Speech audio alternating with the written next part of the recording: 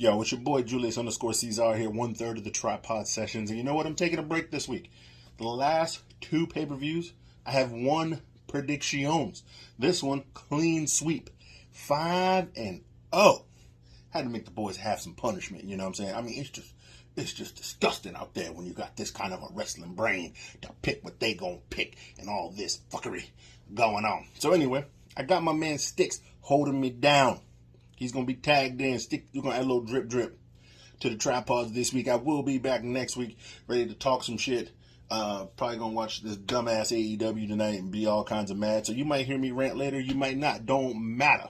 All you need to do is keep showing up here every week. Keep showing up watching APPW every week. And you know what? Matter of fact, it's Friday night and I'm feeling all right. So you know I got to get me some chicken and become an NEC tonight. Matter of fact, I'm going right now. Hit the music, man, Greer. God damn. From now on, you can call me Lazarus. From now on, you can call me Lazarus. From now on, you can call me Lazarus. From a dead man walk, Lazarus. From now on, you can call me Lazarus. From now on. Hello, everybody, and welcome to the After Party Hangover. These are the Tripod Sessions. I am one of the legs of the tripod. It is Mangria fueled along with the Great Brettzky 99, but we have made a hot tag once again because Big Carpe is busy getting some cans in the trunk. It's the miracle. Stixy, Drip Drip, has returned. Stix, how are you doing, my man? How was your week? How you been? Gentlemen, this is the highlight of the week. I get to join you two gentlemen and talk about a stellar performance from one company and another company once again crapping the bed. Who could it be? Stay tuned to find out. Exactly. That being said, the young man who joins us as well, he is a part of the tripod every week. He is the superstar of the year, the Great Brettzky 99. How was your week, man? My week was pretty good. Not gonna lie, no complaints here. NXT. Actually earlier today, caught SmackDown a little bit late. I will say for the viewers at home, the reason I guess Mangria will get into it in a little bit. The reason we're not going to be having the full AEW review is because Mangria's Sling TV decided to transfer over to my DVR. And I went to watch AEW because I was already watching wrestling. I got through the glorious, wonderful thing that everyone loves, including AEW fans. Everyone loves it. The MMA cage fight. Saw Kazarian and them's promo. Saw Taz and them's promo. Saw the entrances for the handicap match, and then it froze, and I could not get past it. My DVR just decided to kill itself for AEW, so I didn't get to watch it. So I'm pretty happy, but. Yeah, and I will say, any of Ceizar's friends who are listening, that means you're alive. I am praying for you. As soon as I saw on Facebook, Big Carpe posted, "Yo, I got the trunk, got the trunk ready." I knew that there are gonna be some liver problems coming out of tonight. So stay safe, stay healthy, and don't drink yourself to death. Well, I don't know if it's on my end or your end, gentlemen, but both of you were kind of fizzling out during your intros. Hopefully that works itself out later, but I digress. Let us get into the shit show of the week. It's AEW Dynamite. Taz joins commentary. My highlights of the night. Your internet connection is okay. It's me. Nice. My highlights of AEW, of course, just in general, was Frankie Kazarian. It was an incredible night for him. We got Frankie Kazarian cutting a promo with Kingston and Penta. He's quoting the Bible. He quoted Romans chapter 12, verse 19. Do not seek revenge, but to leave room for the wrath of God. It is mine to avenge. I will repay. He says, I don't always agree with the Lord because vengeance is mine. This guy just shot up my favorites list. I wrote Eddie Kingston with the DMX shirt. It's pretty cool. And, Seattle, Mero, all that good stuff. They're just talking about whooping ass on the cup, bros, for later. Speaking of later, it's the main event. It was Penta El Cerro, Frankie Kazarian, and Eddie Kingston. Frankie Kazarian gets his new Tron. He gets a new theme. He even has a new shirt. Check it out on AEW Shop. That's one of the superstars I will promote on this show. Kazarian, I mean, it's been Brettzky's favorite for a while. He loves Kazarian. I am now Team Kazarian. That dude can do no wrong. He's awesome. He's a little older, but maybe this is his time. Maybe this is his time to shine, and hopefully he does move higher up in AEW. Brettzky, what were your 2 cents about that promo? Yeah, so like I said, that was one of the 3 things I only really got to see. Mangry, you told me that he had a new shirt. I went on Twitter, actually found it. I love the shirt, the Elite Hunter shirt. And I told you this in DMs. Frank Kazarian is slowly becoming my favorite thing on the show because I mean, always gotta love MJF, but MJF, all that stuff is like so it's gotten very repetitive, to be blunt. It's been doing the same. It's not necessarily that it's bad, but it's just kind of the same kind of stuff you can expect every week. So I mean, I don't mind it, but it's not as good. But Frank Kazarian's been creeping up on all of us and showing up. And I remember I said right away, like, oh, this could be very good. They're probably going to fuck it up, but it could be very good. But they haven't been fucking up so far, which I'm stunned by. But Frank, man, Kazarian deserves it. Like, I can't think of a time whether I've watched like stuff back from TNA Impact or stuff he's done with SCU, even BTE. I can't think of a time that I've seen Kazarian on my phone, my computer, my TV, whatever, and thought, oh man, I really want to turn this off. Like Kazarian's the consummate pro, always delivers in the ring, on the mic. I mean, this Bible promo, like I'm like, damn, like I'm Jewish, as we all know. But man, I could really go for some Bible sessions right now. You know, I could really go, crack open the good book. But Kazarian, honestly, I'm happy for him that. Because whether or not they're getting all the viewers, it still is on TNT, AEW, at least for now. They're still on TNT. They're on national television. They have a social media presence. And the world hasn't really gotten to see what Frankie Kazarian can do because he was in Impact for all those years and then the Indies. And then kind of now he was always with Scorpio and with Christopher Daniels. But now he's by himself and he's absolutely killing it. I'll say this right now. I'm going to put this out in the world. If Frank Kazarian does not beat Kenny Omega for the AEW World Championship and be the one to dethrone him, then I will like that. Everything he has done, he needs to be like, you have your Hangmans, you have your MJFs, you have your Eddie Kingstons, all these should be champion. Frank Kazarian is the guy right now. Slow build it. Frank Kazarian is the guy to dethrone Kenny Omega. Stix, isn't it Frankie Kazarian on BTE where they always go, Frank, you need anger management, man? And he goes, I don't fucking need anger management. He just chases them down. So he's even great on BTE, and it's not goofy like the Dark Order. But Stix, what did you think about Kazarian's promo and the performance in the main event? I think it was the ultimate solo highlight of the whole show. I mean, Brettzky made point of it. A lot of people don't know much about Frankie, but if you go back and you were to watch his TNA and Impact highlight matches, he was so good. And hopefully this is kind of the rise like what AJ Styles got with when he went to WWE. Hopefully a lot of people will now be like, holy crap, this guy's good. Do some research, check out the Wikipedia page, and just go back on YouTube, watch this. I mean, I remember watching this guy in TNA and Impact, and he was so good. And knowing that if he ever were to ever get a 5 minutes on a cable network, people were going to walk away be like, this guy's a good wrestler.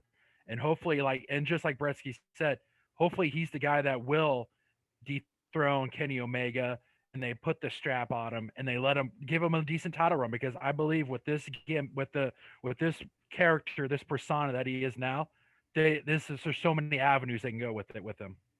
And it's clearly popular. I mean, you go online and like you see like everyone's like, oh shit, like this is great. Like AEW fans, non-AEW fans, everyone's agreeing that Frankie Kazarian is one of, if not the best thing on that program right now. Exactly. And he deserves it. It's long overdue. Just a tiny little pet peeve of mine. They got Taz, and now they got Kaz. He come out there with the hoodie. They have Brian Cage. They have Christian Cage. Come on, AEW, get a little more creative here. But anyway, I digress. The low light of Dynamite for the week. If Brettzky had seen the show, he might have punched his TV, because we got Orange Cassidy versus Ceizar Bononi. Oh, I can imagine that was a classic. Wow. Cassidy with the best friend, Ceizar with the wingman. Ceizar puts Orange Cassidy's hands in his pockets and lawn darts him. He missed a turnbuckle, falls out of the ring. The wingman then give Orange Cassidy a makeover. They start smearing bronzer on Orange Cassidy. They God, why are comb you his describing hair. this? They comb his hair, and they put Beth's takeover jacket on Orange Cassidy, and then throw him back in the ring. Jeez. Yeah, that's kind of funny. Best It- takeover it's- jacket's elite. I gotta imagine. I gotta imagine Brettzky about to push the fast forward on his remote. Assisted dive from the best friends, Orange Cassidy onto the wingman on the outside. Orange Cassidy makes it rain. Orange punches, pin Ceizar. Way to go, ATW. And then we get got to give the people what they want afterwards. Stix, go ahead and tell Brettzky how fucking terrible this was. This was the ultimate low light of the show, and it might be one of the lower points of their year so far. I mean, this if you want to put this guy as one of your people that you want out in front to carry this, you don't have matches like this. I mean, you really do not have matches like this.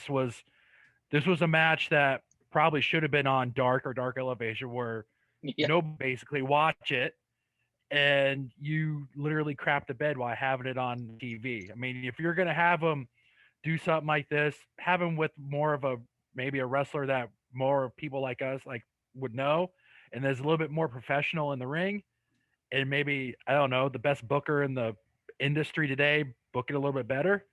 But this match was literally the worst match I've seen on AEW, and that's probably saying a lot. Well, it's like Brettzky. I think Brettzky has said this in the past. Ceizar Bononi looks like a star. He's a gigantic man. He's athletic. Why have him in this sort of stupid ass match? They should be letting this guy shine. They shouldn't have him fucking putting bronzer on people and losing to one punch. Orange Cassidy, he's not one punch man. I know he beat Jericho a couple times, but Ceizar Bononi is a future star. They should be treating him like it. But I'm talking crazy because we're not the best bookers. Like like you said, Tony Skeets, he's the best booker, so he knows what he's doing, right? Fuck off, Mark. Huh. Anyway, Stix, what was your low light of the night? I agree with you on this. It was this. Outside of that, everything was pretty par for the course for this type for AEW. I mean, it kind of further storylines, and I mean, the MMA match was okay to open up with. I mean, it was, but this was just Was a low it? light. I mean, Was it? well, let me as a guy who watches MMA, I liked it that they didn't have the no judges.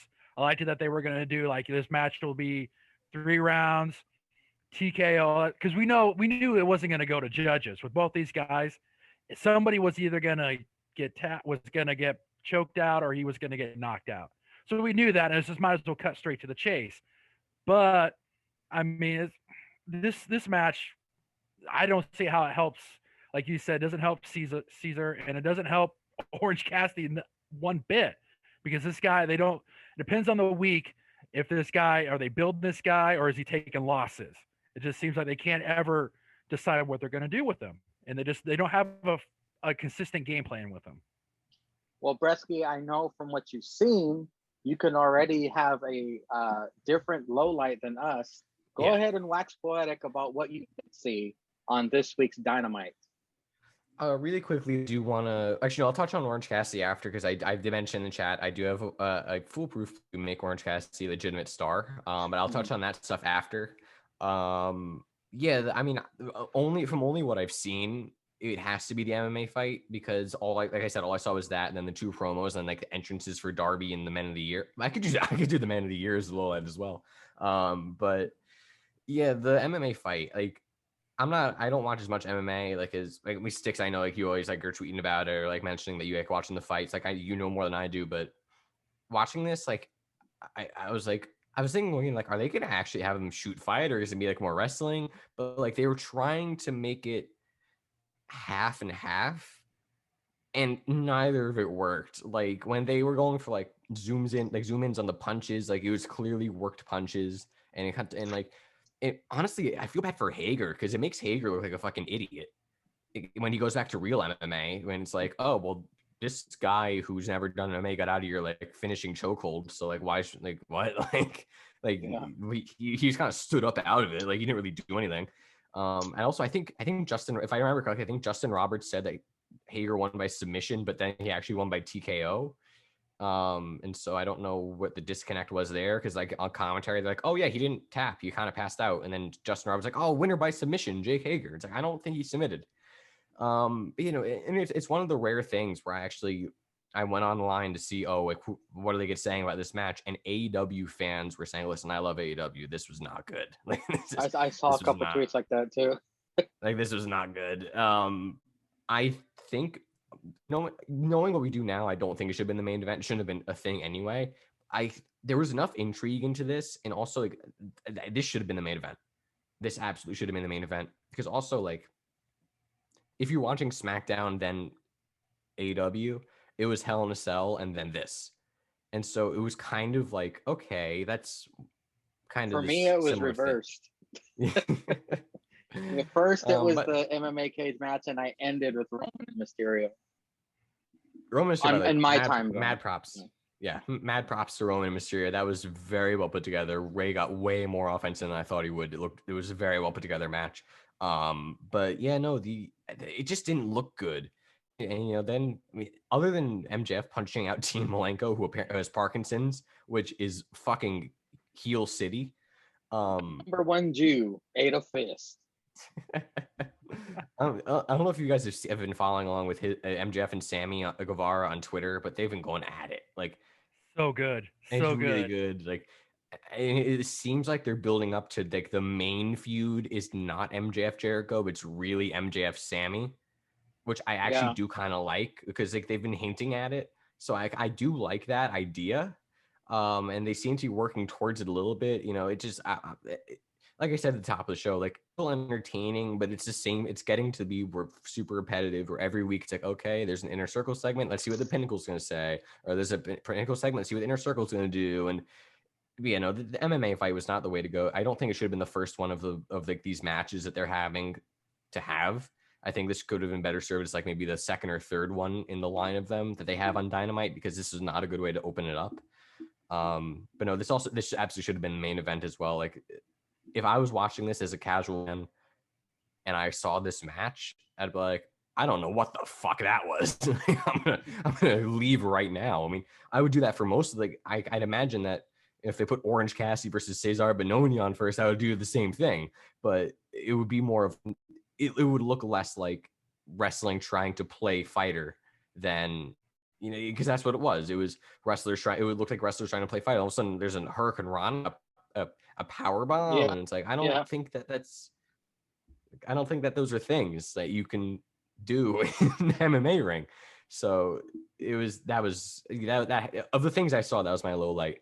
But we'll move on just because we're not getting the full AW review. Let me give my 2 cents on the MMA fight. I was like you. I was like, is this going to be a shoot? Is this shoot or is this a work? Because at the beginning, Hagar, he hit fucking Wardlow in the face, and Wardlow kind of looked like he was shocked. Yeah, and caught him with a jab, smiled, like a straight jab.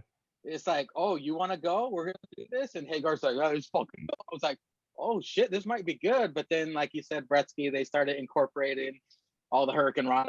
I was like, oh fuck, this is gonna be stupid. It was. If I had to give this a pretzel rating, I would give it 3 for the effort. And the stuff afterwards with MJF getting the Fujiwara on Jericho on his injured arm, I was like, what a hill. But then when he clocked Malenko, I was like, oh my god, poor Malenko.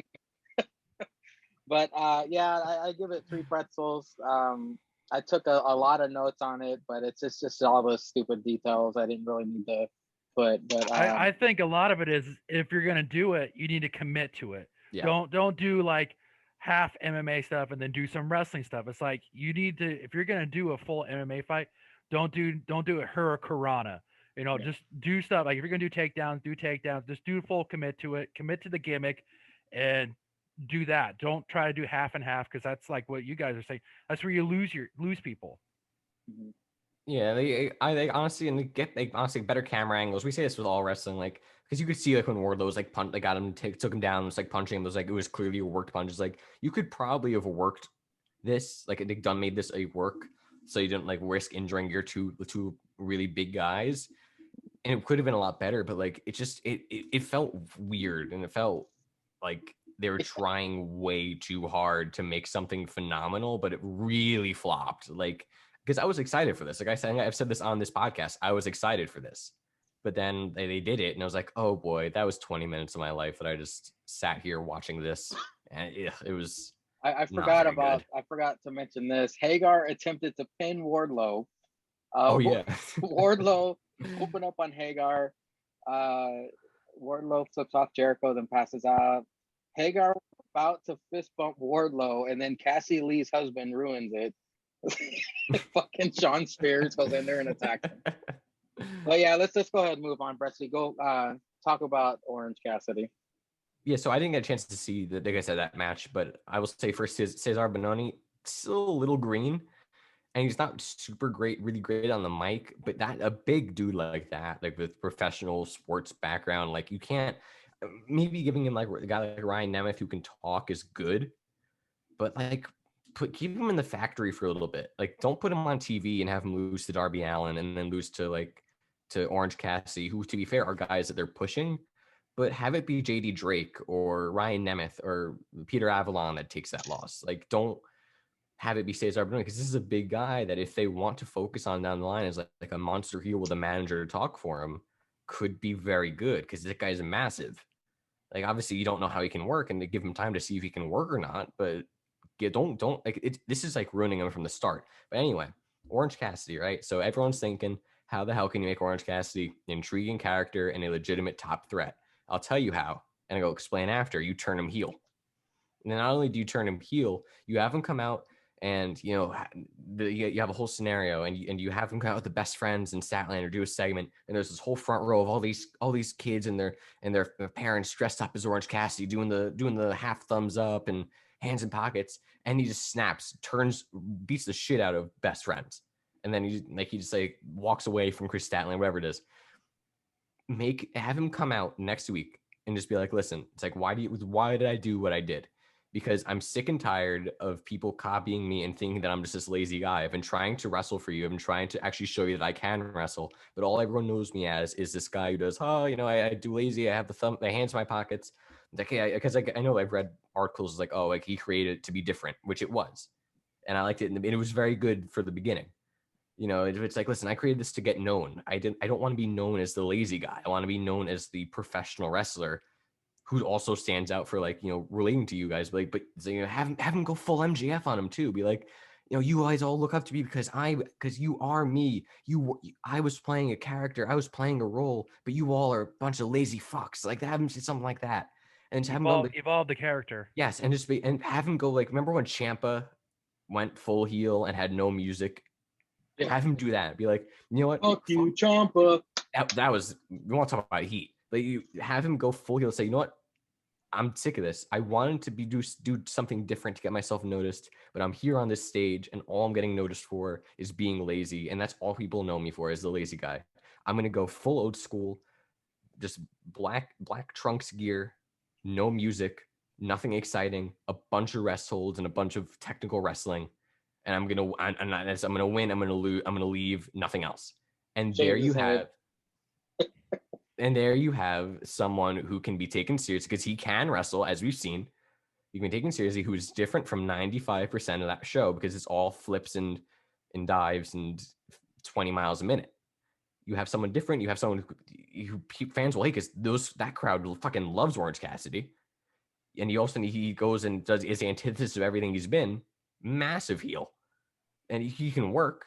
I honestly, if they did that, they will never do that. But I feel like if they did, that he could be a megastar because that would be real heel heat with that crowd.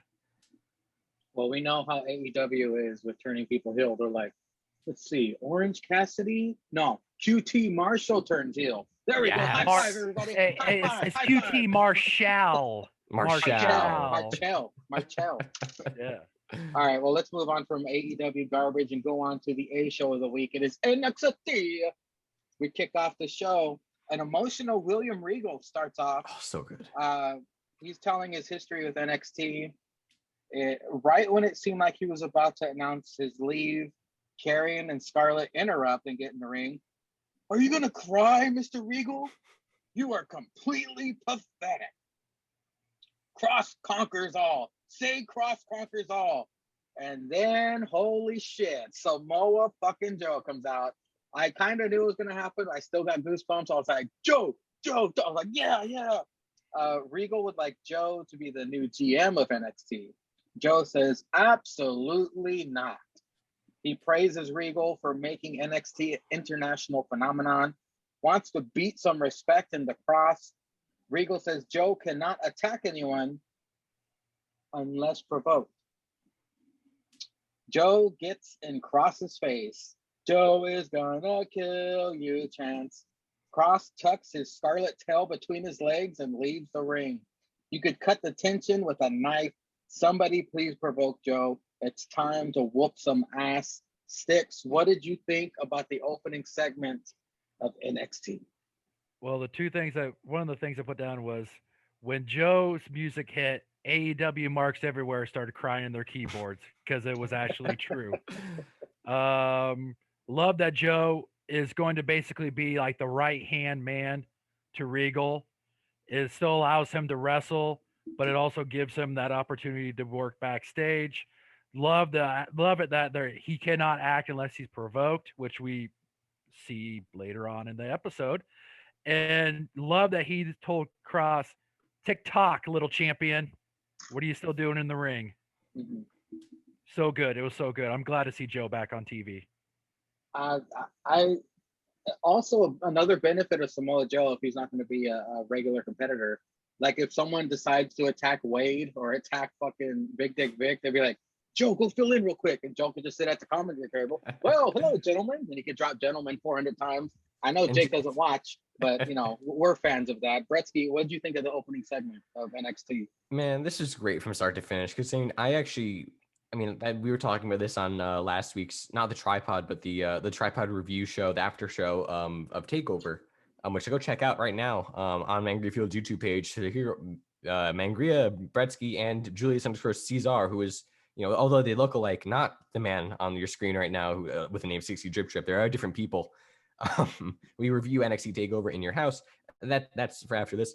You could be the 7th listener to that episode. But yeah, so Mangry reminds me afterwards, before you post this, text me. I will write you 20 hashtags to get this more listens. But that I had mentioned this, Ceizar mentioned this, like, oh, what if they bring Joe back? And I remember saying, like, oh, what if they bring him back as like Regal's like enforcer? And like everyone was saying, what if they do an enforcer? And like I had that in my head, but then Regal was so good. Regal, again, you want to talk about like Kazarian getting the chance to shine. Any fan who ever took William Regal for granted when he was in ring is now that watches NXT is like, oh shit, like this guy's gold. William Regal might be the most underrated performer ever. Like great in the ring, great on the mic. Like dude was crying. Yep. Dude was crying. Like this promo was up there with Adam Cole's like on Cross when he first came. They're completely different promos. Like this was incredible. And it made me forget because I was like, oh shit, like he's like fully gonna leave. Like it made me forget for a second, which is what you're supposed to do, especially in the age of the internet now. Like you got Bleacher Report Wrestling posting, oh, we saw this person at the PC the other day. They're gonna come back after a 13-month hiatus. Like, oh, come on, like I don't want to know that. Like I want to be able to just like watch and be surprised. We all knew Samoa Joe was gonna come back, or we thought so, but it took you out of it. It brought you into the moment of like, oh fuck, Regal's gonna leave. Then Cross comes out. And it makes me so happy because I mentioned on the show before, they kind of like his first defense with Finn, it was kind of like tweener Cross and it wasn't really great, but he's full heel now. He's continually full heel route, and it's great. Like when you get a na na na na hey hey goodbye chant, you're doing Yeah. something right. Like, but he comes out and he's the great promo on Regal. Him and Regal work very well together, actually, which I'm noticing in Scarlet in the background with the great facials. Not what you're thinking.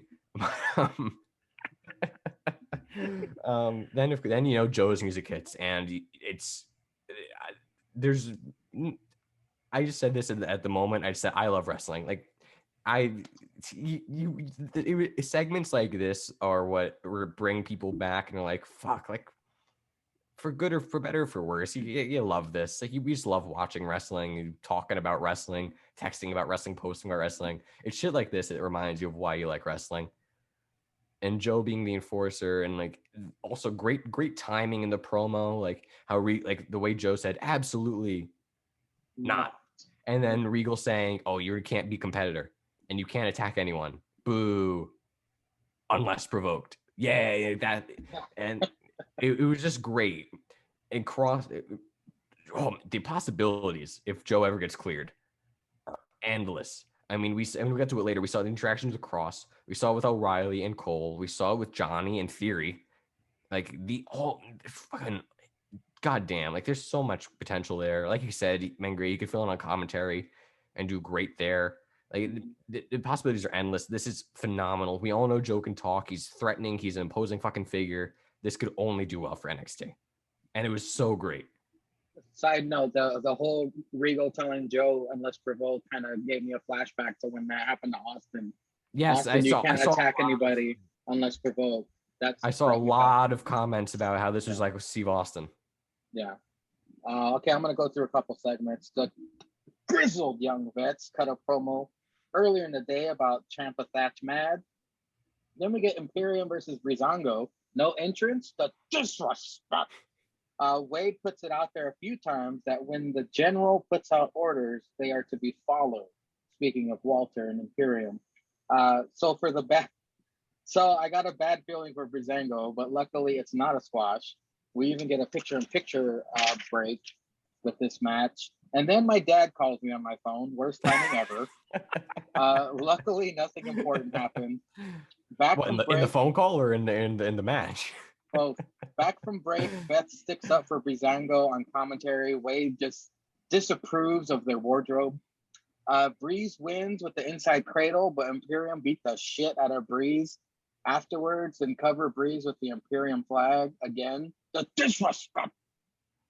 Token backstage, Regal and security pull apart. Only this time, he has his enforcer with him. It's Adam Cole and Kyle, but Joe fucking gets Cole's ass in order, puts his ass to sleep. I guess the idea was then proposed that Cole and Kyle at Great American Bash. Santos cuts a promo solo backstage talking about old Oifquake. Brettzky, we're going to go all the way back to the grizzled young vets cutting a promo. Yeah, I mean, it was short and to the point. You know, it was basically that we saw you done a takeover. We're gonna kick your ass. Like they set up this match very well. I mean, we all wanted to see it. We'll get to it later, but it fucking delivered. And yeah, I mean, this is just like a short, sweet, really good promo by the grizzled young vets. Then what was next? Imperium versus Breezango entrance list.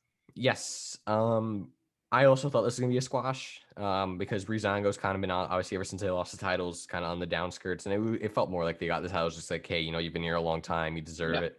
But no, this was really good. I mean, because again, like we all thought it was gonna be a squash, and there's a difference between when you think it should be a squash and when you think it's going to be a squash. Because when you think it should, when I'll go back to this because that's like one thing I can think of. Red Velvet versus Alley on Dynamite a couple of weeks ago. That should have been Red Velvet just winning in like 3 minutes, like if you're gonna push Red Velvet. But it had a picture in picture. It was like I think total like maybe 10 something minutes. Yeah, straight from your mama's kitchen. And I actually went to the kitchen. I didn't really give a fuck about the match, so I kind of went to get some food. Like that's something that should have been a squash. Went too long. This one, like you said, we thought would be a squash or squash like, but then like Breezango kept fighting back. And it's like, oh yeah, that's right. They kind of were tag team champions. Like it makes sense for them to actually have, the ability to win and come back. So yeah, it went long. not too long, and it didn't overstay its welcome. It was very, these two work very well together. And I do love the idea that Imperium just can't seem to beat the fucking goofballs who do the fashion police segments. Like, of all the people they can't beat, like, I love that. Like, a little tidbit in there. But yeah, no, this is great. Wade on commentary. Wade Barrett. Can we just give him commentator of the year? Like, can we give him commentator of the year right now? Wait a minute. Not to offend Excalibur JH. is not. Not to offend Excalibur and Matthew JH 138. But I gotta give it to Wade Barrett right now. He's just doing everything right.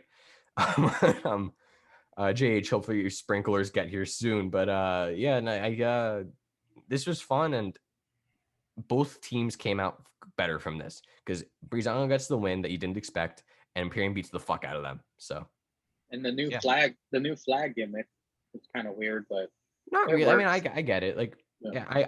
I think they might have done that a little bit in UK. I can't say for sure if they did that in the UK, in NXT UK, but it makes sense. I mean, like, it's like they're planting their territory. That's their whole thing, is they came to America to claim their territory.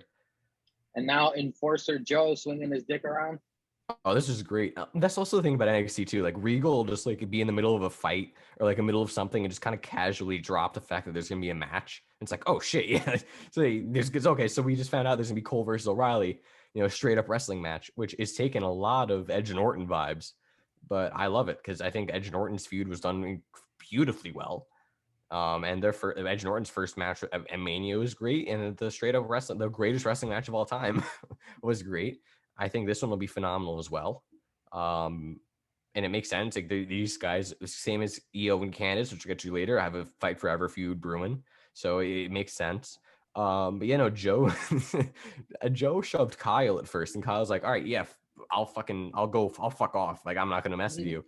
And then Cole just like slapped him or something, and just zoom in, because Joe is just so good. The zoom in on Joe's face getting angrier and him ripping off the suit jacket, the coat, and just putting him in the clutch. Oh, it was masterfully done.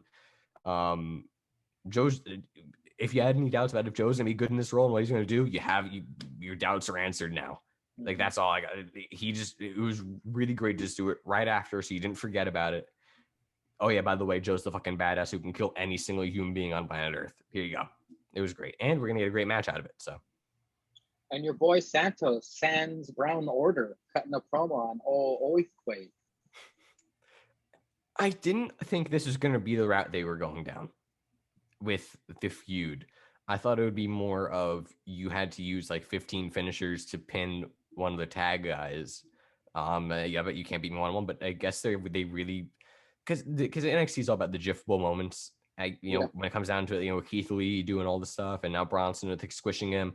So I guess it makes sense. Like, it's more viral moments, to have that be the centerpiece of the feud. I'm very interested to see how they go about this, because it'll be a very good match. Because we all know I'm a massive Santos fan, and Bronson Reed's really improved vastly. He's really grown on a lot of people, and he's like a natural babyface. So I'm very interested to see where this is going. But I was like, okay, so they're going like, you can't beat me. You had to run me through a wall route, which is a little bit more interesting. It could be a little more muddled going forward. But I mean, I'm Santos. I'm always one of the. I would just argue that Santos Escobar is the best like Latin American promo in the game, because besides maybe Rey Mysterio, because like he has the accent, and I think that was Andrade's problem, right? You couldn't really talk very well. But Santos has the accent, but like he makes it sound menacing. Like he makes it work. So I always love a good Santos promo, but I'm very intrigued to see how they go about this. Speaking of Andrade, I didn't mention this, but didn't you have a sit down with he had a sit down with JR, and he was speaking English, but they still had subtitles for him. He dip in and out of it too. He do a little bit of English, and then I think when he was talking about, was it with Eddie and Vicky, he kind of started speaking a little bit of Spanish. Well, they do that a lot with these guys. I like it when they do these, like, because like Raquel does it, Santos does it, EO does it, and I like it. Like, I don't mind it. Stix, we're going all the way back to the Grizzled Young Vets promo. It was a good promo to set up, just to be the appetizer to let you know what you were going to get forward to. Because if you're watching NXT, you knew you were going to get a hell of a match for the between Ciampa Matt and Toothless Timmy and the grizzled young veterans. You knew what you're going to get with that, and we were not disappointed, as you will find out later. Imperium and Breezango. I thought it was going to be a squash match too. I thought when they put the titles on Breezango a while back, it was basically to have that credibility for when teams beat them. They'd be like, "Oh, this team beat a former NXT Tag Team Champion," and they deserve to be tag team champions because they have put in the literal sweat equity. Yeah. And no one going into this match, both teams are good. Both teams are good workers. It was nice to see that they had the surprise pin, and maybe this prolongs this a little bit going forward, as if they continue to know what they're going to do with Imperium, like if they're going to go for the tag titles, if Walter's coming over, whatever's going to happen with that. The backstage segment with Cole, O'Reilly, Joe, and my God, so good. I mean, you already had two combustible elements in Cole and O'Reilly. Then you bring in the big ham hock himself, a guy you do not want to piss off, and Samoa Joe. And he pushes O'Reilly away, and like Brettzky said, O'Reilly's like, oh yeah, I'm done. Cole just like pushed him out of the way, and you just saw Joe go from like 0 to 100, takes his jacket off, folds it, and then just comes behind him and sinks in him, fucking chokes him out, drops him, and it's just to let everybody know, hey, I'm not fucking around here. You provoke me, I will put you down or die trying. And Santos Escobar, this guy, if Andrade had his voice, these two would be the top two Latin, Spanish performers in all of wrestling today. That's the one thing that's holding Andrade back, and it's the one thing that's making Santos higher up than Andrade. I mean, I hope that they're going to put the North American title on Santos and give him a little bit of run, because I believe he should do it North American and then go become NXT champion before he gets called up, because this guy is he's a bona fide heel. He's got the charisma, he's got the voice, the Latin, the machismo that a lot of people want. This guy is already packaged, ready to go. And it's good that he's in NXT, because if he was in AEW, they would do so wrong with him. He would have lost to Cody about 3 times by now. Exactly. With him being NXT, the slow build, slow burn to him being a top heel to be brought up to the main roster down the road. I say this wholeheartedly, and I truly do believe this. It probably won't happen. Santos Escobar can and should be a WrestleMania main eventer one day. He should be WWE champion, Universal champion, whatever it is.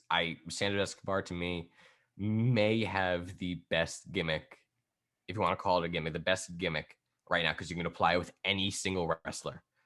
It doesn't have to change for anyone. You can apply it to Ricochet. You can apply it to any of these guys who do any sort of jumping move. You can do it. You can do it with them, and it's phenomenal. I cannot say enough praise on Santos Escobar and Legado. He can wrestle any match, yes, type of match either too. I mean, that's what's going to keep him relevant, and will continue to make him a main eventer, or at least at minimal a mid card guy, that he can wrestle any guy and put on a stellar match. Kushida's Cruiserweight Open Challenge is answered by Sheamus with AIDS. His name is Trey Baxter. Was this one of the guys that I beat up for APPW? Is this one of the guys that I wrestled? Kushida's counters are awesome. You cannot escape Sushi-san. Kushida has major difficulty flipping himself over the top rope. Baxter flies out of the ring onto Kushida. Kyle O'Reilly comes out, which was like, what the fuck? Watching his bastard son taking it to the commercial break, lots of flipping and kicking. Baxter nails a Cedric-like springboard kick, Spanish fly, and a springboard 450 kick out at 2.5.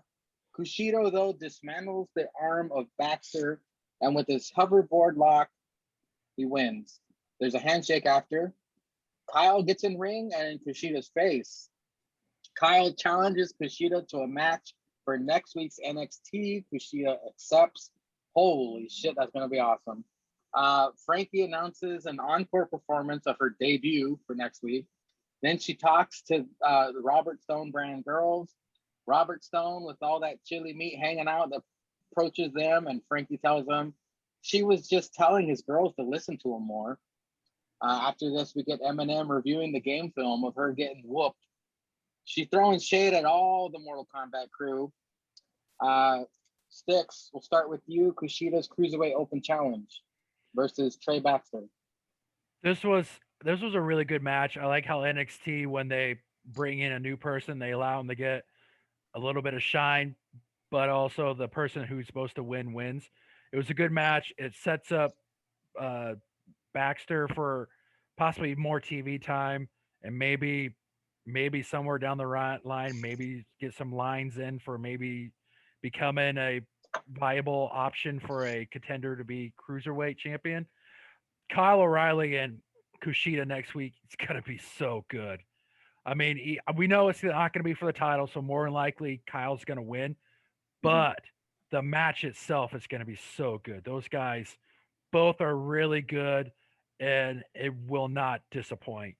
Frankie Monet, we're going to get encore. It keeps her kind of relevant, keeps her fresh in our minds, allows her to throw a little shade towards Chest Meat himself, and with his two clients, and Eminem basically saying she's not done with the Kung Pao cult yet. So it'll be interesting to see where we go forward with that. Brettzky, I can kind of see maybe Cole fucking up the match next week with Kushida and O'Reilly, causing like maybe Kushida to roll up win. I can sense some fuckery there. What do you think about this? What do you think about the open challenge, and then what happened afterwards? I will say I'll kind of go reverse order with that just because it's on my mind. I love the idea that they're like, yes, so okay, Regal's like, all right, yeah, so Kyle, you pick your opponent for next week, and he picks Kushida, but we don't know who Cole picked. Like, we don't know who Cole picked. I would love it if Cole just said, Cole can go either one of two ways. Cole can either go, or should either go with a jobber to just beat easy, or Cross. And just be like, yeah, fuck it. I'm going to challenge Clarence Cross. Fuck you. Fuck you, Regal. I'm going to ruin everything. What would you think about this? What if you decide to say, I'm not going to take one person on. I want to get my hands on Kyle early. I'm going to take both you guys. I'm injecting myself in making that Kushida Kyle O'Reilly match a triple threat match. That could work as well. I think that could also work. Come on. You know, next week when Adam Cole comes out and he's waiting in the ring, when Ribby's music hits, you guys are going to be pissed. You're going to be pissed. Oh my god, fucking Ribby, fuck you. Fucking Ribby. Fuck you, Jake. Even though I also beat him. Yeah, speaking of guys I beat. No. Hey, I told you. Jake got the fucking prime rib, super soft tear apart steak. I got the dollar store, raised in the streets tough steak. I heard in the $2 steak. Yeah, it was $1.99 actually. But speaking of guys that I've beaten, out comes Trey Baxter. So yeah, I'm not a fan of Trey Baxter. I mean, I think he can do some stuff, but there's nothing that differentiates him to me than anyone else. And the only thing it kind of does is the fact that he looks like I could beat him up. So that's not really doing him any favors.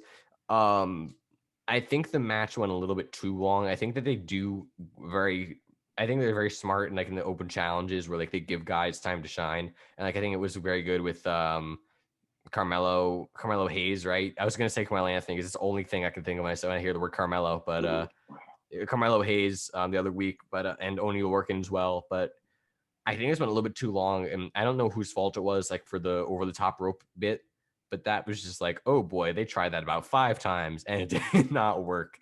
Yeah, but I mean, it was an okay match. Like there were some good spots, but I'm not gonna remember the name Trey Baxter in 2 weeks. Unless something happens, like he puts on some muscle or he improves, it's something like he just is like another one of these flippy small guys to me.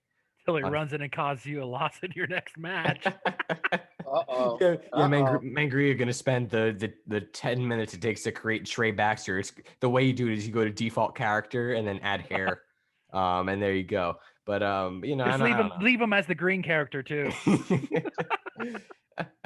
But yeah, so whatever, didn't really do much for me, but what the Kyle coming out did, and that's so cool. Like they've had this encounter in Japan, him and Kushida, which was awesome. So I'm very excited to see if they can bring that to the table here. But I mean, I'm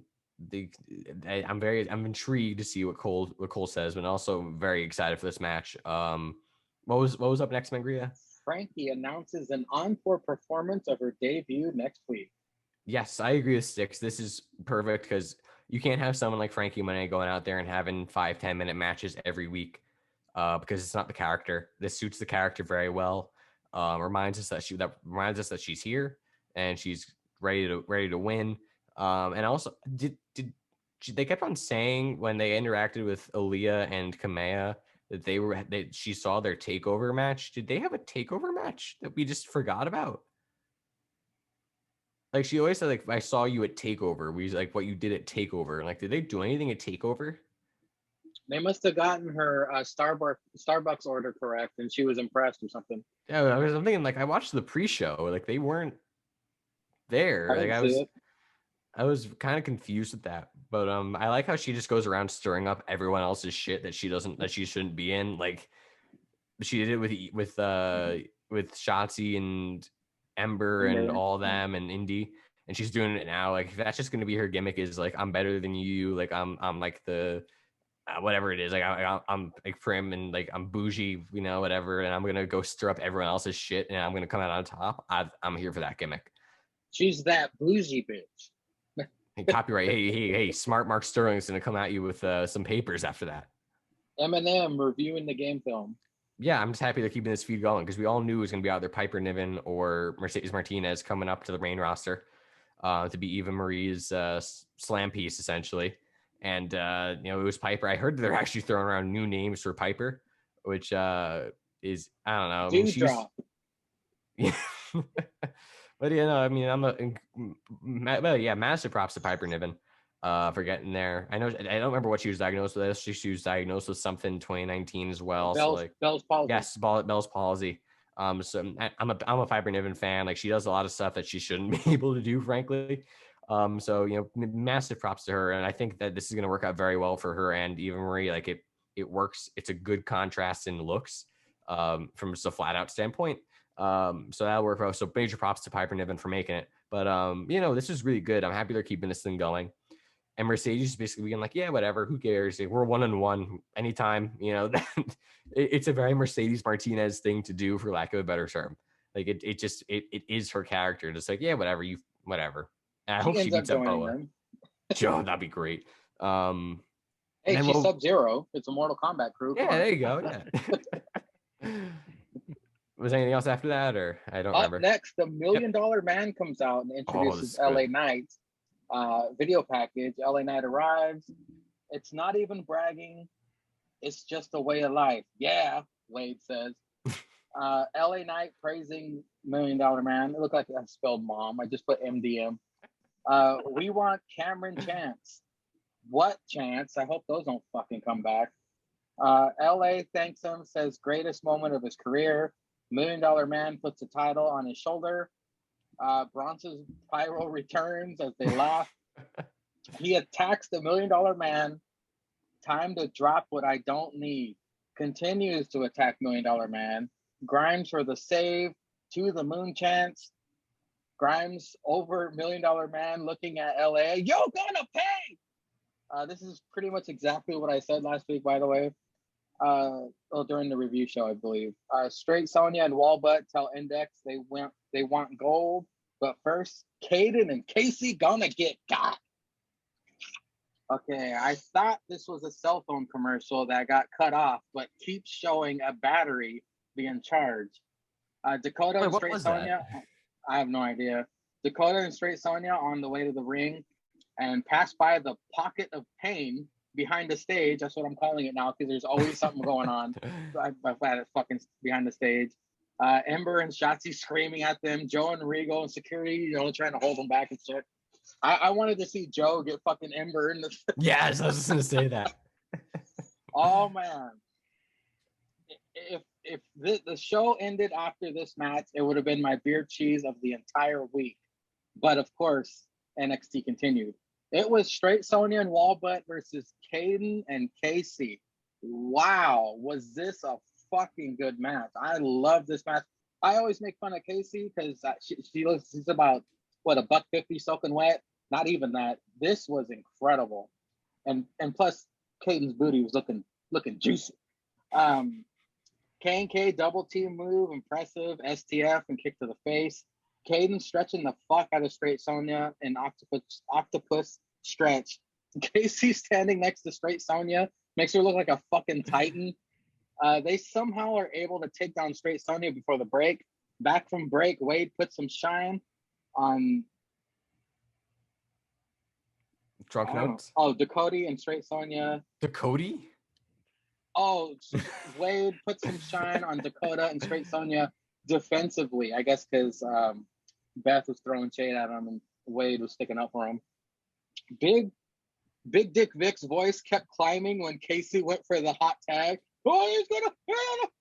Oh, he got the tag! Go back and watch that. I wish I had the audio. It's just his voice kept going up. It was funny. Caden whooping on Dakota. Sidekick to Dakota's jaw, looked brutal. Incredible double team to Caden from straight Sonya and Ty. Caden and Casey, brilliant teamwork. Love this matchup. Of course, it was a GT Kai for the win. Incredible. I loved it. I'm going to stop there because I'm going to let Brettzky take the next segment. But Sticks first, the $1 Million Man and LA Knight. What say you? This was so good. This was really good. And it's another piece to the evolving puzzle of the storyline that will continue between LA Knight and Cameron Grimes. I mean, this will be so good, and I mean, it's got to eventually lead to Cameron getting the belt and having the admiration and possibly the managerial skills of the $1 Million Man. And this was another great promotion going forward on that. The women's tag match. Before we got a piece of possibly what was going to be continuing between Shotzi and Ember, maybe going forward with Raquel and Dakota. And the match itself was so good. I mean, NXT, WWE, especially NXT, very rarely put on a bad women's match. And this match elevated Caden and Casey while also still showing that Dakota, my captain, and Raquel just are unstoppable forces, and will probably end up getting another shot at the women's tag team titles.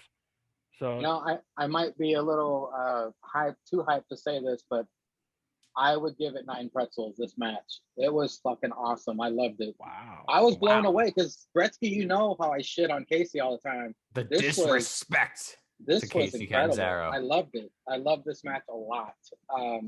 But Brettzky, I'm gonna have you start at the $1 Million Man segment, and then you can go through the Everclear segment because I'm not gonna waste my breath. But go ahead, start the $1 Million Man and LA Knight. Go for it. See, this was beautifully done, as we've all said so far. Like, because it was a swerve. Like LA Knight being like, "Listen, like, let me legitimately talk to you. Like, I want to, after all the pomp and circumstance, you seem like from the heart. Like, he's still being a heel because, like, I'm gonna ignore the people. I'm gonna talk to you. Like, but it was like a genuine. It was like, oh, you know what? I kind of, I'm happy for him. I hate him, but I'm happy for him. And then he dude, Hall of Famers and like old dudes are getting knocked out this week. He just knocked Ted DiBiase. I kept on stomping him too. Then you get Grimes. The Grimes face turn is fully complete now, which is great. He's over. Like I didn't expect him to be this over as a babyface, but he was over. And I guess could you say he's over to the moon? I don't think I could say that, but I think I could say he's over to the moon because you got to say it in the accent, Sticks. You got to say it in the accent for it to I got to tee that up for you. You're the one who can do that the best. So that was an alley-oop for you, Brettzky. Yes. Sticks will always get recognition as being the assist on that. But this is great. I mean, I think it's probably for the best that they turned him face with a guy like Ted DiBiase because it's a Hall of Famer. Everyone loves Hall of Famers. Like, why wouldn't you cheer the guy who's defending the Hall of Famer? Like, it makes sense. But no, this is all beautifully done. And I think this either goes to like, I think Cameron Grimes eventually wins a $1 million title. It's either going to be it's going to be soon. I think it's either going to lead to maybe DiBiase like revealing that him and LA Knight set him up, and like DiBiase turns on Grimes and it's like, no, fuck you. Like, you don't show that you would never have done that. Like, you wouldn't have done that. Like, this is proving my point that you lose focus. And then like Grimes like goes into another gear and like beats the shit out of LA Knight and like threatens to punch $1 Million Man. And he's like, congratulations. Like, you earned it, and just gives him the $1 Million title. I think that would be a great way to go about it. But anything that keeps this feud going, like these three, I mean, I guess Ted DiBiase's in this as well. Like, these three all just bounce off each other so well. They all work so well together. Like, great stuff. Absolute great stuff. Then was the greatest tag team of the 21st century Everrise next? No, it's straight Sonya and Coda versus. Oh, Peyton sorry. and I've got excited. You mentioned Everrise. I'm getting excited. Back. I think Brettzky got brain damage over the past week. Hey.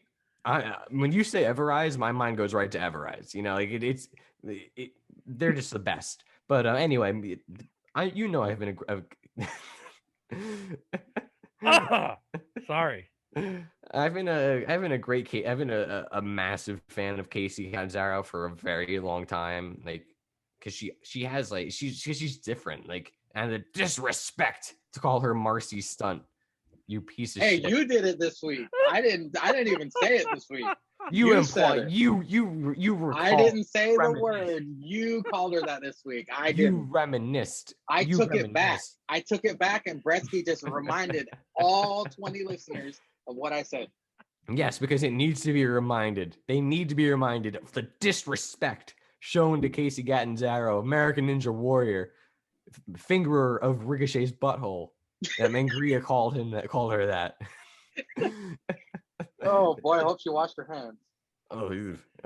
Yeah, this is great. I mean, I didn't realize that she was out with an LCL injury, but she was, and now they're back. I mean, clearly, like, they're putting in all, like, if you follow along on like on their stories, and like her and Caden go all the time. Like, they're putting in the work and then some to get to that next level, and it's clearly paying off on it. And I also love that, because you wouldn't think, like, why would they have a chance against Dakota and Raquel? But like, they kept on continuing the story of Dakota being selfish and wanting to get to the titles at the expense of Raquel, because she already just competed like 2 nights ago. So they kept on pushing that story, so it made it more believable. It's like, okay, that's why Casey Catanzaro can like hit a Hurricane Run and Raquel's down for 2 seconds. Like, it makes sense. So, but no, this was, I wouldn't say it's 9 pretzels good. I think that was more of the shock factor to you, Mangria. But this was very, very good. This was the best women's tag match I've seen in a long time. I think at some point you have to give the titles to Casey and Caden. Not now at all, but sometime soon, sometime down the line. They absolutely deserve it. Caden's getting much better as well. Like, Casey's always been good, but they all did their part.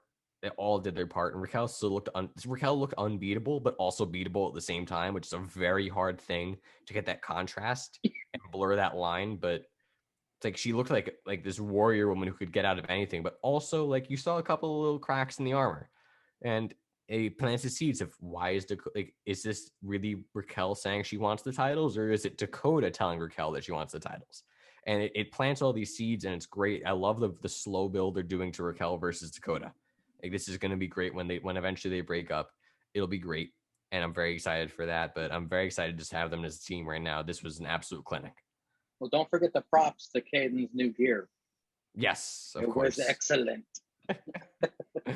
Okay, go ahead with the next segment. Yes. Oh, Everrise. So if any of you did not catch the pre-show to NXT TakeOver in your house whatever it was. Oh God, man, Gina's back. Oh my God, that's even worse. That's even more disrespectful than if you just had your the initial of your name on the screen. The disrespect of Mangina. But the pre-show was hilarious as usual. Fuck yeah. Oh God. All right. Well, Stix, it was nice having you here. The pre-show was great. Everrise just doing their thing. I would like to recant on a statement I made many moons ago when they first showed up on our screens at NXT. I remember calling them the Dollar Store Young Bucks, but it's clear that the Young Bucks are Dollar Store Everrise. Oh God. Everrise. If the Young Bucks developed charisma, skill, and legitimate talent, it would become Everrise. Oh man. But Everrise I always enjoy. I do enjoy Everrise, like legitimately. Like they're funny. They're just annoying. Like they're annoying. You want to like whenever Matt Martell's like, oh, you want to take a swing at me? It's like, yeah, I want to take a swing at you. But it's funny, they're great comedic timing, honestly. And apparently they're massive favorites in the back from a lot of the wrestlers. So I mean, good for them. You saw Kevin Owens. I think what was it, a couple months ago? He Yeah. had an Everrise T-shirt on a SmackDown segment. Yeah, exactly. Yeah, they're apparently massive company favorites. So good for them. But yeah, the disrespect of NEC. The fucking whatever they're actually called, Hit Row. Not Edge and Christian. Not Edge and Christian. The disrespect of them destroying the prop in your house that Everrise was going to raffle. I was part of that live stream. I was begging to get that house, and then fucking Dollar King comes in when they called him Dollar King too, which popped me as well. Dollar King comes out and destroys that house. The disrespect to Everrise and to the millions of Everrise fans who wanted that house, but they rebuilt better than ever, and the doorbells work and great architecture. And it turns out that we're going to get it's finally it took them long enough. Everrise versus it looks like Tuesday and Dollar King, Dollar Tree next week on NXT, which will probably be a squash, but it'll be fun. Everrise on my TV always pops me. Real quick, we get another battery still charging commercial. Great American Bash is July 6th. Wade enjoying his puppy on spot.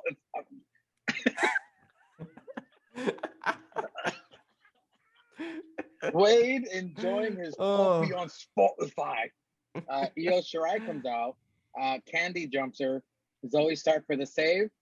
MSK with popcorn in hallway. Toothless Timmy takes their bucket along the way. Do you guys have anything to say about all that stuff real quick before we get to the main event? Stick, sign it to you. Toothless Timmy stealing the popcorn. So fucking good. So good.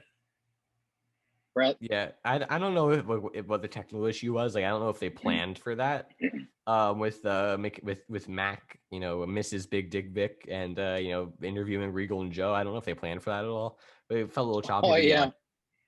But yeah, Toothless Timmy stealing the popcorn was great. Toothless Timmy can do no wrong. What a fucking stud that guy is. But not much going on, but it was still a lot of fun. Up next, the main event, a tornado tag. It's Toothless Timmy and Ciampa Mad versus the grizzled Young Vets. But they go into a commercial, come back. Diamond Mine return is going to be revealed next week. Whoop-de-woo. The way Joe. Of course, we get a cuckoo bananas. We get a cuckoo bananas drop. I missed those. Joe tells Johnny to get out. Then we see Pete Dunne staring at Joe. Holy crap, that'd be free jackpot Brawlamania. I like you said, Brettzky, the fucking possibilities with Joe. Oh man, it's gonna be incredible. But moving on. These guys beat the shit out of each other like we knew they would. Ciampa and Thatcher don't even let them get out of their gear, just fucking up the GYV. Of course, GYV get their shit together and whoop that ass and talk some trash. This is a tag team match, main event worthy, takeover worthy. This match made me like tornado tag matches again. It's like 4 men were thrown into a cement mixer, Vic says. Ciampa stomping the holy hell out of Drake to get him off of Thatcher. Ciampa accidentally big booted Thatcher, but Thatcher don't give a shit. Ciampa and Drake chop fest on the apron. Ciampa egging Drake on. Come on! They were trading chops on the apron. The grizzled young vets, Doomsday Device on outside. But Drake was the one screaming in pain. I was like, is he injured? Shit, that looked rough. Simon Gibson on the. Oh yeah, they when they weren't slapping the shit out of Drake, they were slamming Gibson on the unbreakable announce table. Yep. Thatch and Ciampa win via double submission. It was a Fujiwara and an ankle lock. Wow, this was a fucking great match. Brettzky, go ahead and wax on the main event. I mean, I could sit here and just like recant moments, like recall moments from the match, but like this was meant to be a tornado tag match. Like there could have been a lot of different things that could have been for the gimmick for this, like to like the final match.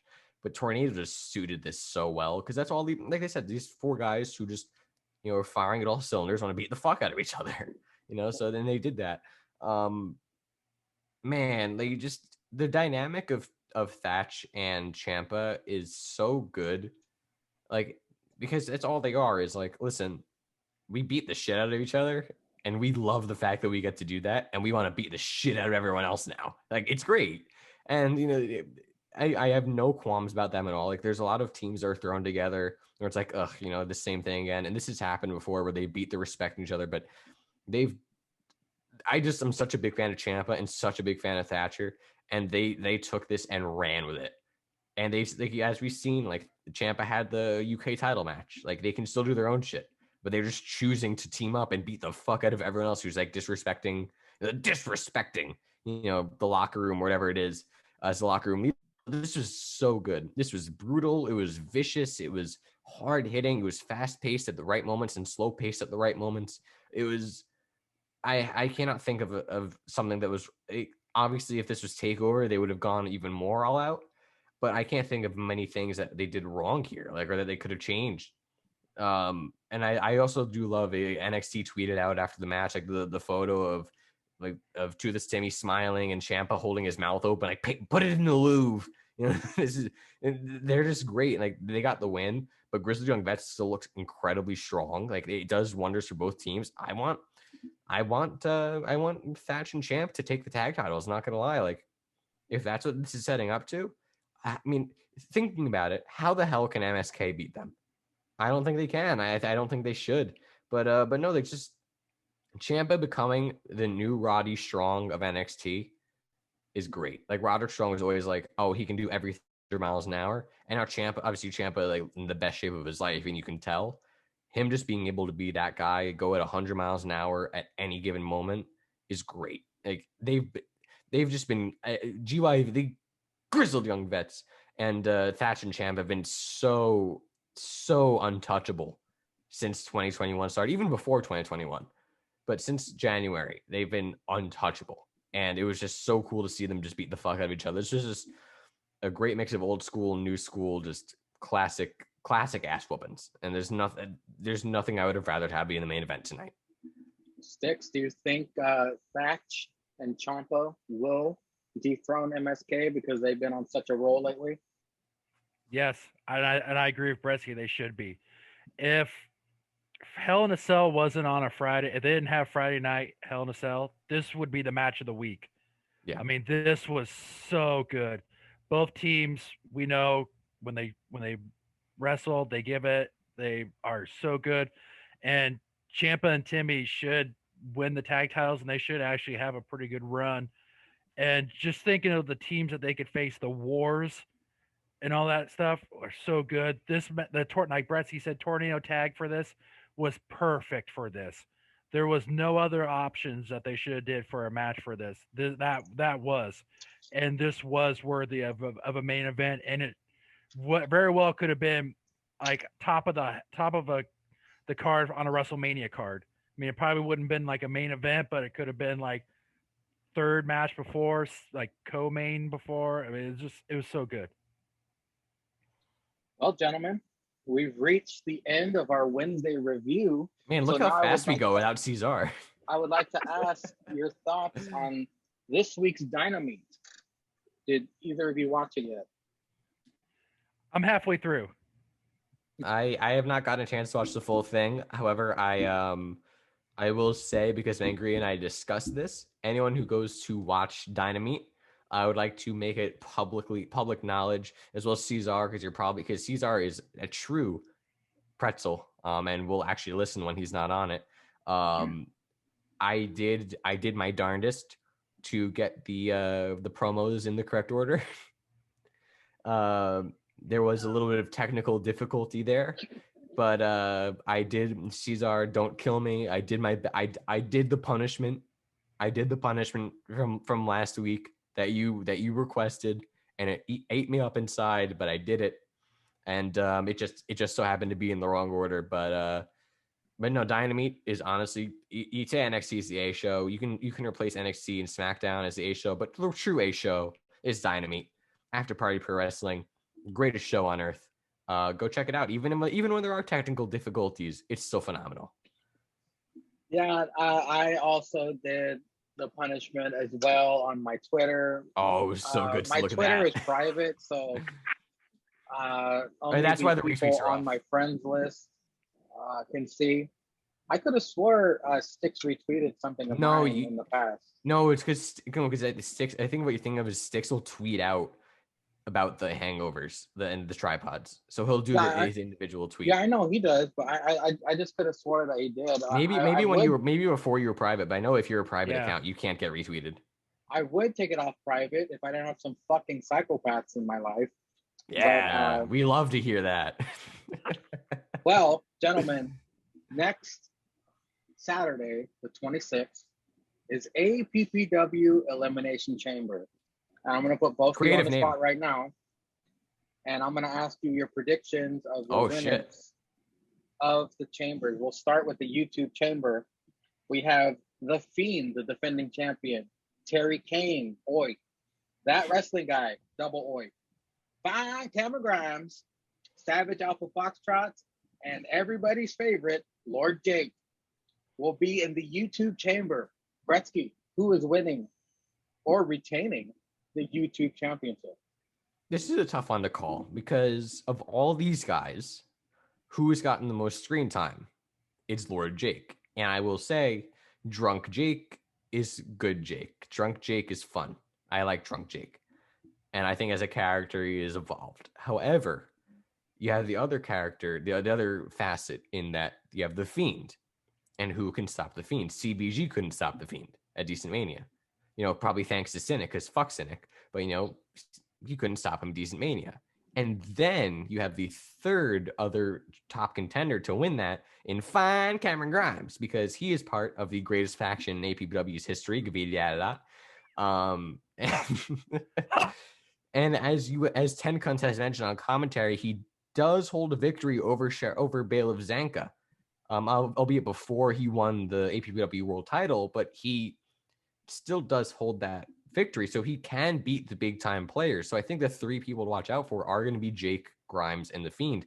With that being said, I think that people are going to be focused more on Jake and the Fiend, and they're going to discount Grimes. So I got to go with my boy, my group member, my tied for favorite thing on NXT with Everrise, fine Cameron Grimes, to take the YouTube championship back where it belongs. He's coming out number 4, which is a good number. It's not number 1.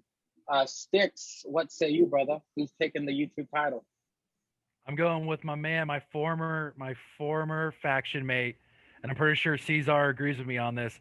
The Savage Alpha Foxtrot.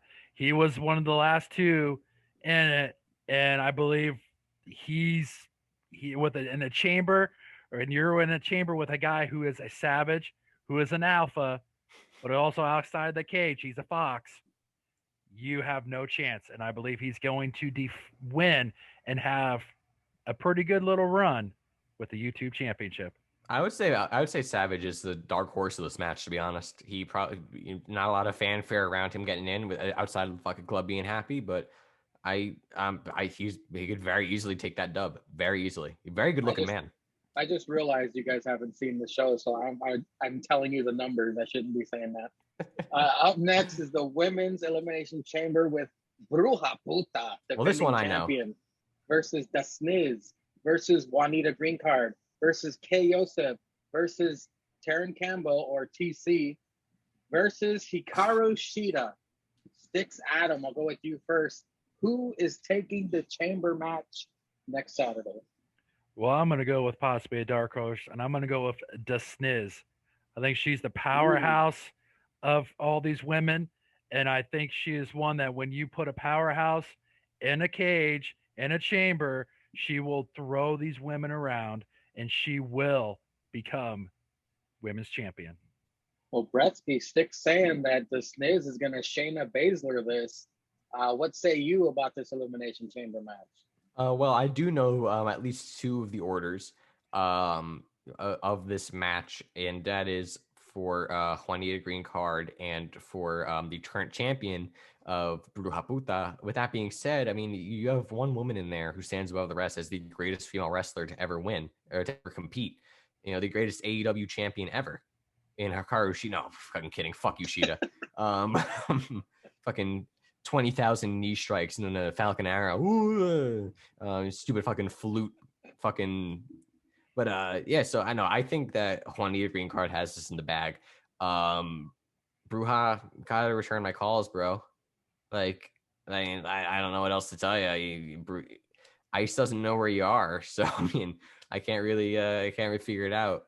You know, I talked to Robert Stone to figure out, you know, how to deal with women, you know, like you, and he didn't know what to say. So I don't know. I mean, maybe I have to put a tracking chip in some Taco Bell, so that maybe, you know, I don't know if that'll work, but I don't know. I don't know. Send all your hate mail to at that Great Brettzky. I'm that Great Brettzky. Great Brettzky. No.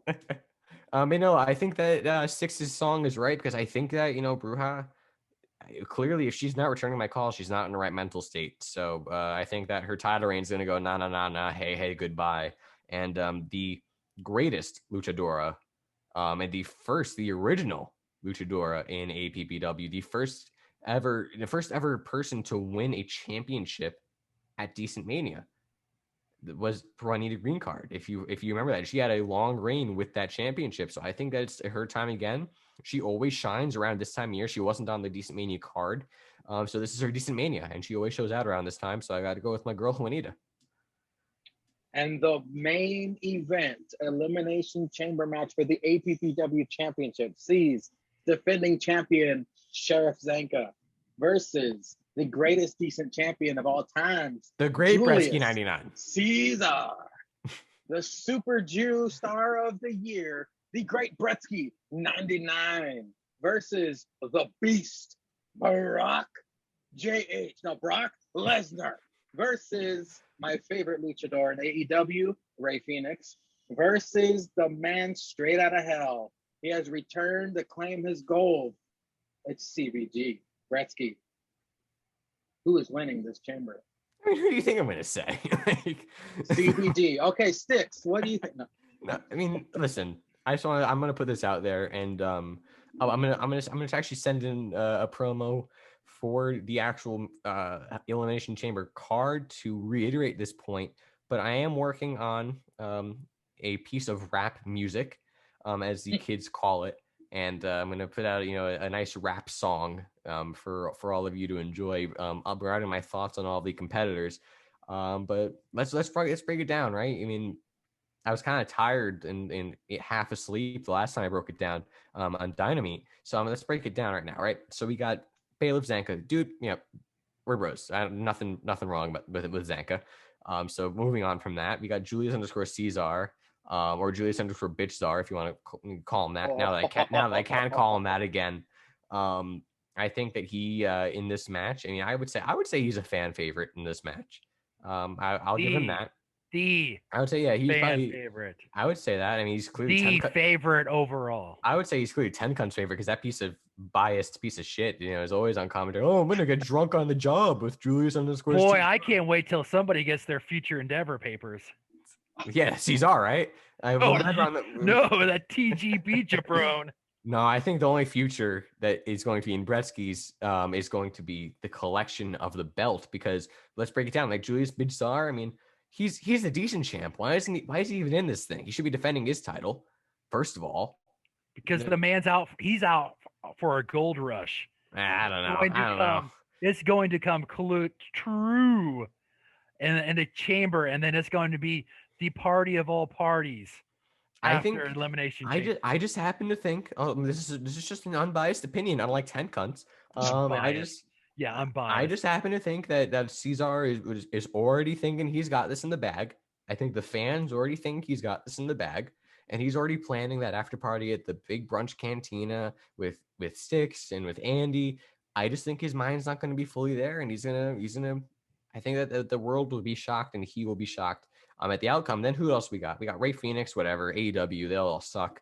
Then we got CBG. That's the one I'm kind of worried about, but CBG has historically not done well in multi-man matches. He has actually never won a multi-man match in AEW. APPW. How dare you?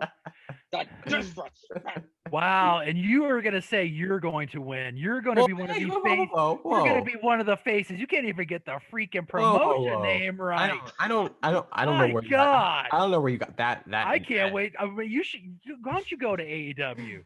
Why don't you go try to help them out? They'd probably do better. Try steering that rudderless ship. They'd probably do better if I was there. I'm not gonna lie. So I'm not gonna lie. You probably would too.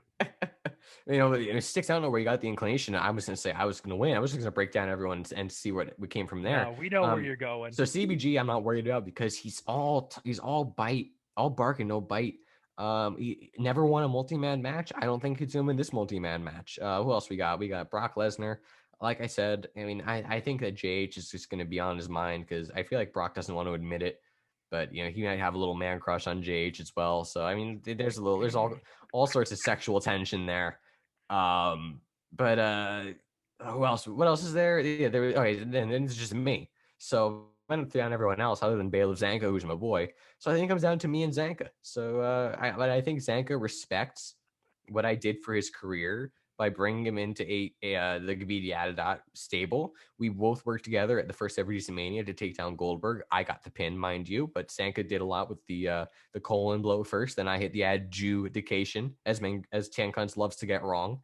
So basically, he did all the work, and you came in and swooped up. No. Of course not. We work as a team. Yeah. Nice team. Bailiff, just go do the work, and then I'll come in and I'll sign the paperwork. I mean, listen, hey, if he wants to do that, I'm all ears. But we'll see. I think we've always worked well together. We've always gotten along, always seen eye to eye. So I'm very excited to see this because I think he respects what I've done for him for APPW. So unlike Ceizar with the disrespectful notion of not lying down for me at Decent Mania when he knew I was not 100%, I think Zanka, if it gets to that point, will show me the proper respect that the Superstar of the Year and the opportunity around APPW deserves. And I think that ultimately the Great Brettzky 99, I think you're looking at the longest and greatest reign as APPW World Champion in the history of this promotion. Stixy Drip Drip, we heard enough of this politician here. What say you? The disrespect, call me a politician. The disrespect. The APPW Championship Chamber, who's winning? First off, if a guy who gets so shook from seeing Austin Gunn backstage, you would too. If that happens, how can he be one of the faces of a wrestling promotion? Oh. I already am the face. It's just I'm just missing the strap. Yeah, you just don't have that golden frame around it yet. I mean, or the gold noose. The Zoom call has a little gold frame around you whenever you talk, so I guess I do. Yeah. But anyway, back to the point on hand. This isn't even a prediction. This isn't a spoiler. Julius Caesar is going to win it. The guy. You're a comedian. I didn't know you're a comedian. This guy is the greatest decent champion ever, and he's going to be the greatest double champion in APPW. You said PP. Yeah, and I also didn't say AEW. But I mean, yeah, Brettzky. Yeah. But anyway, the guys, there's no need for even say anything. This guy is the odds on and is the favorite in this match because nobody if he sees somebody backstage, it doesn't shake him. He knows what he's gonna do. He's gonna kick his ass in the ring, and then he's gonna go drink some beer afterwards. Gonna find some hoes too on the street. Not to call a bitch no hoe, but of course, the guy's gonna win. That's it. There's no need for an argument. There's no need for facts. There's no need. It's just right. His title reigns and his work in the ring itself speaks for itself. So he's gonna win. Well, gentlemen, I cannot wait for the fucking promos you guys are gonna send leading in to the Elimination Chamber. But I have some news. Brettzky has been fired. No, I have some news. Wait, Yes! what? Yeah! This is new. Whoa. Sunday I'm night- gonna start my own fucking company. Sunday Night Skeet will debut tonight at your Debut? midnight. Hopefully, oh no, wait a minute, it won't be on time. It'll be tomorrow. But let me tell you the matches, the lineup for Sunday Night Skeet. We're gonna see 4 of the 6 women in a fatal 4-way Extreme Rules match compete. It'll be TC versus Kay Yosef versus The Sniz versus Karushita. See who gains some momentum heading in to the chamber this coming Saturday. Also, we decide the number 1 contenders for the APPW Tag Team Championships when Gravity Adidas Ma'am and Robert Roode take on the former Damn APPW it. Tag Team Champions, the Mega Pounders. You couldn't find anybody else, so you had to go to GameStop and get the ma'am. I didn't. I listen. You haven't. If you haven't seen the promo yet, Sticks, I don't want the fucking ma'am. Oh man, you are a top recruiter. I do not want the ma'am at all. I mean, I think that Ten Cunts has this weird idea that I once requested the ma'am in Gavidia. But I don't know. Yeah, that's the disrespect to the future. Oh man, Robert, so good. if they win, it's Robert Roode's win. Just to be clear. And the main event of Sunday Night Skeet is this match. Everything has been recorded already. This is the main event of Sunday Night Skeet, a non-title matchup. Oh The champion, no! Sheriff Zanka, will face the Great Brettzky 99 in the main event of this week's Sunday Night Skeet. It's a great show, folks. It's a little longer than last Sunday Night Skeet, but it's worth it. Three great matches, being honest, because usually, there's some fuck shit like what happened. I know you guys haven't seen it yet, but between the Dumpster Daddies and RK Bro was the fucketiest. That's the match I'm on right now. The fucketiest fuck shit ever, man. Wait, you never finished with what the triple threat tag's gonna be? You just said the Ma'am and Rude. Okay. Watch the shows. But Sunday Night Skeet will be debuting tomorrow. Hopefully YouTube doesn't fuck me like it did yesterday, because I spent many hours uploading Dynamite to premiere at midnight your guys' time, and it fucked me royal. So I had to delete it and re-upload it. It took forever. So I just said, fuck it, I'll post it in the morning, whatever. And everything worked out. But these guys didn't see it. That was my bad, because it took me a while to post this shit. But yeah, thank you, gentlemen. Stixy Drip Drip with the hot tag. Thank you for your time, sir. Ceizar shall return next week. And thank you, by the way, Ceizar, for being the intro cameo of the tripod this week. He'll probably still be drunk next week when he gets back. He'll probably still, I haven't recovered yet. He's gonna need part of your liver, Brettzky. Brettzky, thank you as well for joining us. Get your plugs out of the way first, brother. All right. So my first plug. I mean, we've been talking about it for probably I think about 20 minutes now. After Party Pro Wrestling. If you are watching this and you're wondering what is After Party Pro Wrestling, I don't even know how to explain it. It's like you see us, like, there's me, the greatest thing on the internet. Yeah, you got Mangria, you got Stixy Drip Drip, Julius _ Ceizar, the usual third man. I mean, other people we've had on this podcast. I mean, Sheriff Zanka, we had Jake, I guess. And there's all sorts of others. I mean, Savage Alpha Foxtrot and Andy with an I and all these guys that if you follow at Still Real to us on Instagram, and you ever were a fan of the Still Real After Party podcast, shout out to them as well. I don't know when they're getting back, but hopefully they get back soon. We're all everyone who's pretty in it for the most part. It's a Hall of Famer, a podcast listener, Hall of Famer. Even Cynic somehow. Fuck Cynic. Fuck you, Cynic. So it's just all of us, cutting promos in real life and having fun in real life, and then Mangria will film it and commentate. Sometimes get a guest commentator on of one of us, just film it in 2K20 mean, there's glitches and Xbox is falling asleep, but it all makes for good fun. It's all just for shits and giggles, but it's honestly, it's a great time. It's a great time to record and great time to great time to watch. And even when Angria says it'll be up in a couple hours, and then I wake up and it's still not uploaded because of YouTube's algorithm. Whenever it uploads, it's a Friday night. It's either gonna be Friday or a Saturday. It gets uploaded for the most part. Definitely watch it. If you just have like an hour of your time each week, just go ahead and watch it. It's a blast. It's digestible. Hour. Exactly. It's an hour. There's actual unique characters, and segments, and it's just fun. And there's even non-real characters. There's just new characters all the time. You got people like the Sniz or even creations from this podcast or the Seraph, right? Like Lynn Butch or CBG. Any of these guys, and I don't know what Linda's Bush is, but any of them, I'll definitely go check out After Party Pro Wrestling, APPW, Dynamite. And then we got Elimination Chamber coming up. Decent Mania was the last pay-per-view that we had. Biggest show of the year. Mangria Field's YouTube page. Follow them on it. What's the Instagram, Mangria? What's the After Party Wrestling Instagram? After Party Pro Wrestling on Instagram. You go ahead, follow. It's a public page. That's the only one I'll keep public. So bring all the followers. Bring everybody. So go follow at After Party Pro Wrestling on Instagram for any updates, and also you can find the link in that description in that bio as well for where to find it. Other than that, I am at the Great Brettzky 99 on Instagram. If you want to follow me, I am private as well, but I don't, at this moment in time, do not have any psychopaths in my life, so I might accept you. Much love, Mangria. I also do have a podcast of my own that you're probably wondering, wow, I didn't know that anyone could have a podcast. So you're listening to this, so anyone can have a podcast, and I have my own podcast of my own. It's called The Faux Pod. I get it.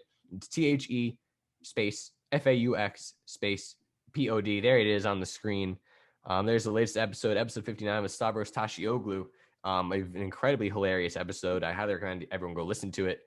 Mangria currently has the Christian Portugal episode 58 on his phone right now. I mean, all episodes, it's not really a wrestling podcast. 59. I'm saying on the bottom of your screen, it has, you're playing episode 58, Christian Portugal. Shout out to Kristen. That's also the name of my nephew. Your nephew's named episode 58. But no, Yeah. it's not really it's not really a wrestling podcast. It's more just like society, culture, and life, whatever. Stix has been on it. Stix, I believe, going back now, I know he's 34 or 35. I believe one of those two episodes. Actually, I'm thinking yes, Stix was 35. I've had Zanka on the podcast, Sheriff Zanka, or Bailiff Zanka, the current APPW champion, one half of the host of the Silver After Party. He was episode number 32, I believe.